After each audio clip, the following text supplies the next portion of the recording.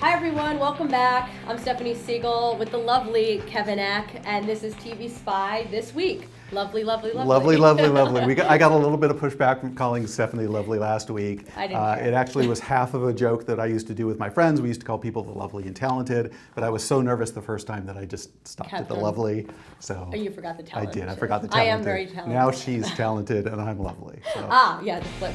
Here are the top 3 stories on TV Spy this week. KUSA in Denver is going to change the way it does sports. It says it's not going to lay anybody off or fire anybody. It's just going to revamp it. Yes. Yeah. They're not going to have a sports segment per se. I think this was coming. I mean, it's been coming for a long time. Yes. Anybody you talk to says that their sports budget is nominal. And Right. sportscast went from 3 minutes to 2 minutes to 1.5 minutes. It's like, Right. Well, plus you have ESPN, Right. and in some markets you have Comcast Sportsnet, you have SNY, and blah, blah, blah. So people can get their sports all over the place. So it's kind of it's time to change the way you approach sports reporting. and this has happened here in New York at Fox 5. You were Yes, saying, for some time now. Yeah, when the main Right. sports anchor left, WNYW, the Fox-owned station here, decided to drop its sports segments in the evening, and now they just kind of sprinkle them throughout the newscast. And this is a huge sports town. So is Denver. So it's going to be interesting to see how Denver incorporates it. I'd like to see really good human interest stories around sports. Some great packages sprinkled in the newscast. That's just my opinion. Like, I would actually watch that. Yeah. Local stories are important still. Yes. ESPN's not going to cover those stories. So let's see how they Right, and handle this. hopefully it'll eliminate the we're taking it day by day cliches from the sports guys themselves if you actually talk about them as people. Well, you never know. Yeah. Just We'll putting wait it and out see. there. Yes. Yeah. Second Oh, I like this one. Story. The We Are Fox 5 Yes. promo. If anybody knows Jeff Houghton. My name's Jeff, and I'm an Instagram husband. We covered him here Yeah. on Adweek back when he did it, I think it was 2015. Yeah. David Greiner, my boss's boss, did a story on him. I loved it. yeah. It was hilarious. And he's actually the host of a late night talk show in Springfield, Missouri called The Mystery Hour. And now he's a local news personality. He does features for this station, the Fox affiliate in Springfield. This is really innovative for Market 86. Camera! Are you with KY3? No. We're Fox 5. Yeah, this is a big risk for a local station to take, kind of making fun of yourself and hoping the viewers Right. come along for the ride. I had a chance to speak with Jeff via Skype, so let's hear what he had to say. People have a hard time remembering who we are. It was KRBK got the Fox affiliation like 5 years ago, I think, around that time. And people still would refer to Fox 5 by the previous station. Fox 5 as a name just came about in the last couple of years. And so just kind of brand identity was an issue. And so just decided to kind of go all in on it, and Southern Station KY3, the NBC affiliate, probably the biggest station. And so what we've found in the past is when we're shooting stuff, whether it's for my show or for whatever, people would say, "Hey, a camera, you guys, is this on the news, is this KY3?" And so just kind of playing the truth of that and saying, like, we know we're the smaller guy here. Let's make a memorable ad and let's say our name over and over. Okay, so you do the promo and it's funny and everybody loves it, but have you gotten great response from it? Have you seen any ratings tick from it? TVSpy covered it, which was great. Yeah, I mean, I'm not sure, I don't know numbers wise where it was, but they put it in a good spot in that lineup, which was, I think, right before Lady Gaga performed. Well, people are kind of still watching commercials before they take a little break, maybe after she does. I'm not sure, but I think it did exactly what they wanted and more for like recognition. And I don't know numbers wise, but like anecdotally, on Facebook posts, people have been like, "Oh, I think I found my new station," like stuff like that, and then it's been shared. I mean, it's not crazy numbers by the internet standards, but it's been seen like 50,000 times on Facebook and shared a bunch. So it's done what they wanted. And the crazy thing is that I was certain we'd take that idea to them and they'd be like, "Oh no way." Yeah. And they were on board with it. They're open to new ideas, and it's really great. I was thinking all the way leading up, "Oh no, they're gonna get cold feet. Oh no." And they went through with it, and everyone's been pretty pleased. Well, awesome. Well, thanks, Jeff, for joining us. I appreciate it. Yeah, my pleasure. Having been a promo producer, this is something we used to talk about amongst ourselves. Right. Yeah, we used to go out and shoot film and do these big campaigns on the anchors, and we find out that people still didn't know who our anchors were. Yeah. So. He's funny, and I like and respect the fact that they're able to make fun of the fact that he is just not well known, and then the guy pops up in the shower and is like, oh hey, and I also think that it's off the beaten path, and this is where local news should be going. So Yes.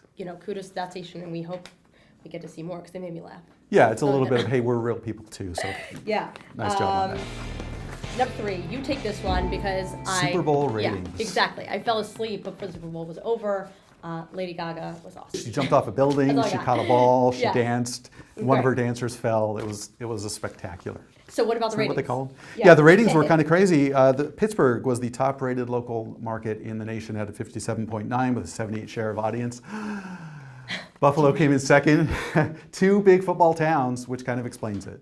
Right. Right. Atlanta came in third. But Boston was what, like 7 or 8? Yes, Boston and Providence came in 7th and 8th, and those are the 2 markets that can actually claim the Patriots Right. as their own. So maybe the Patriots fans were tuning out early there. I don't know. I don't know. If you know the answer or think you know the answer, send us a note. Yeah, We we'd wanna love to know. hear it, yeah. And those are our top 3. All right, movers this week. We're going to start in Cleveland, Ohio. Amanda Berry was in the news. Now she's on the news. The host of a new missing segment called Missing, Yes. featuring missing local persons. I like this story because it's meaningful to her, this segment. Yeah, great story. She was held captive from 2003 to 2013. Right. When she was found, when she escaped, this station started this segment, and now she's hosting it. So Right. great And she had a move. great quote.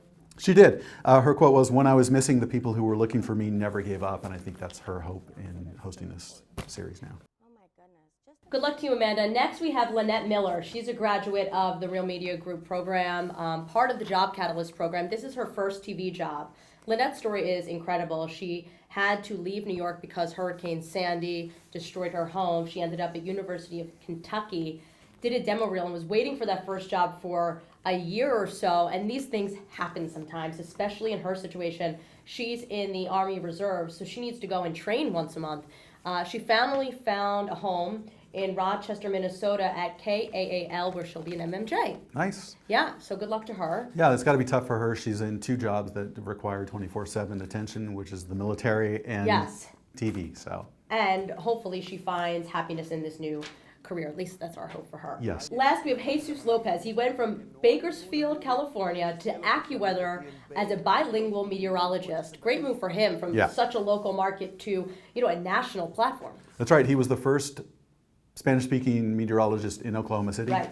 Now he goes to AccuWeather. Right. I know the Telemundo stations are starting to pick up meteorologists, veering away from weather anchors. Right. I think that's a great move for them. And that's our movers this week. Remember, if you have movers you want to profile, please send them to us. We like to hear the good news, especially if there's great success stories there. You can email Kevin or Yep. myself, and we'll put our emails in the comment section. Yes.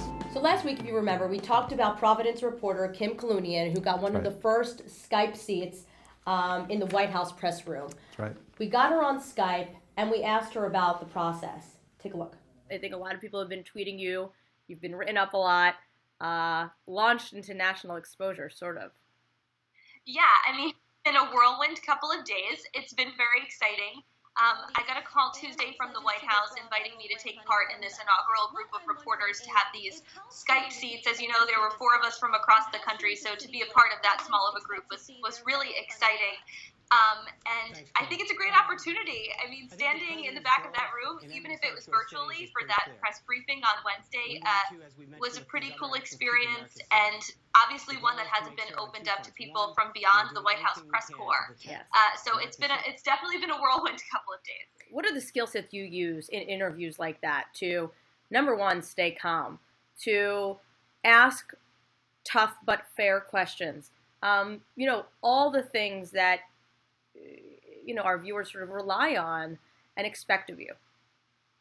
I think staying calm is probably easier said than done. I mean, yesterday I was definitely very nervous, Right. but I just wanted to seem like when he came to me with a question, like I had been in that room for many, many years, and just try and be as professional as possible, as clear and concise, and get to that question. Do you take a deep breath? Were there butterflies in your stomach? Yeah, I mean, there was some deep breathing. There were some butterflies, all of the above. But I just tried to say, you know what? You've been a journalist and a reporter for a long time. Right. Trust your instincts. Trust your gut. You're here for a reason. And in terms of being fair and asking tough questions, I would just say do your research. I mean, Tuesday night, I was up reading executive orders at midnight because I wanted to make sure that I understood as best as possible sometimes very complicated issues so that I could ask the right question. And I think when you have a foundation that's really well informed, you won't have that fear or apprehension to ask a sometimes tough question. What are the questions you've been asked on social media? Some of the questions I've gotten is how to apply, and I honestly don't know. Because like I said, when I got the call on Tuesday, Lindsay, who called me from the White House, said, you're from Sean Spicer's home state of Rhode Island, and we'd like Rhode Island represented in this group of inaugural reporters. And I thought that was great. But again, a lot of people have asked me, is there a list that you can get on? Is there an application process? And at this point, I don't really know. I don't want to say no. I wasn't on a list. I didn't apply, but that doesn't mean it's not out there somewhere. And I hope the White House does shed a little bit more light on how they are picking these reporters. I think just to, appease people's curiosity, but also to allow young reporters or local reporters, regardless of their age, to be able to take part in this. We got some pushback from last week's story about Colunian. Pat Kiernan, New York anchor, mentioned that local TV anchors and reporters might be a little scared to ask the tough questions in the Skype seats because the local stations are afraid they won't be asked back. I agree and disagree with that point. I don't think local reporters are necessarily the most seasoned, right? I think the reporters in the press room are pit bulls and are definitely going to ask the questions until they're told no. Right. I don't think local reporters will get that opportunity via Skype. That being said, when I was a reporter in Fort Myers, I had an opportunity to interview Joe Biden one-on-one. I was the only local reporter to get granted that opportunity. I asked the tough questions. I wasn't afraid. And I think I got our viewers the answers that they needed on that. At that time, it was about a foreclosure. It was a really big deal in South Florida. Weren't you a little nervous going in? I was, and I can't believe I'm telling the story, but tell. He's laughing because I just told him. I walked into the room, escorted by social security. Looking, I'm so nervous now. By the Secret Service, and I actually put my bag down. My heel got stuck. I tripped and fell into Joe Biden's crotch, and he had to physically haul me up, and then I had to ask the tough questions after that. So I think that shows that you can. And it was smooth sailing after that. Pitbull and smooth at the same time, on a local level. But you need some more practice, I guess. Yeah. Okay. It's time for our question of the week. What's the question? Okay, this week we're going to be talking about something that has been a big thread on my Facebook page amongst reporters near and far. And it was based on an article in the Huffington Post written by one of my coaches, who's a former reporter at the NBC affiliate in Miami. And her question was, does the real media have time to be fake media? So that's our question to you. Real media, do you have time to be fake? We're looking for answers this time. We didn't get any answers for last week's question. We got a lot of great comments about the show. Yeah. Thank you very much. But we really would like some answers to the question. So please leave your comments below or on the TVSpy blog. Yes. TVSpy blog. And we look forward to hearing your answers, and also keep those comments coming. Gives us motivation. Kevin might go out in town and meet some ladies. You never know. It's my big goal. Yes. And we'll see you next week. Bye.